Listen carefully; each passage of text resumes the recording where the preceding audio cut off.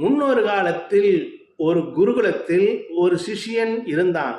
அவன் சிலர் பலரை பற்றியும் அவதூறாக பேசுவதும் கயிறு திரித்து பேசுவதும் புறம் பேசுவதுமாக இருந்தான்.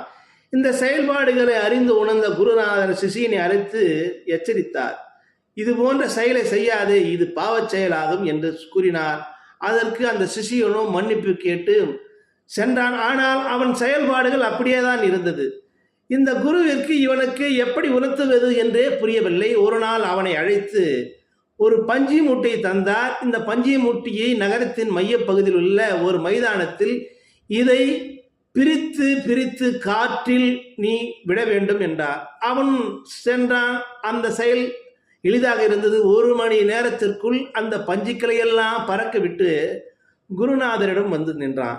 குருநாதர் சொன்னார், அப்பா, மீண்டும் அந்த பஞ்சுகள் எல்லாம் எடுத்து இந்த பையில் நிரப்பி வா என்று கேட்டார். சுவாமி, என்ன இது சொல்லுகிறீர்கள்?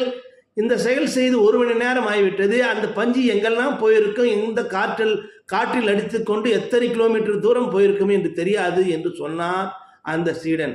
அதற்கு கேட்டு அந்த குருநாதர் சொன்னார், நீ செய்கின்ற செயல் பிறரை புறம் பேசுவது, பிறரை அவதூறு சொல்லுவது, பிறரை கோல் மூட்டுவது, இது போன்ற செயலை செய்து கொண்டிருக்கிறாயே. இதனால் பலருக்கு பல பின்விளைவுகள் ஏற்படும். திருப்தி பேசுவதனால் அவர் மற்றவருக்கு வேறுமறையாக பேசுவார்கள்.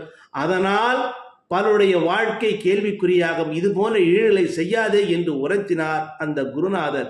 அன்பு நண்பர்களே, இதிலிருந்து நாம் தெரிந்து கொள்ள வேண்டிய விஷயம் என்றால், ஒரு செயலோ சொல்லோ வேறு ஒருவர் நம்மிடம் வந்து தவறுகளாக பேசினால் அதை நீங்கள் பெரிதுபடுத்தாமல் உங்களை நீங்கள் ஒழுங்குபடுத்தி வாழ்ந்தால் வாழ்வில் வெற்றி காண முடியும் என்று கூறி நிறைவடைகிறேன். நன்றி, வணக்கம்.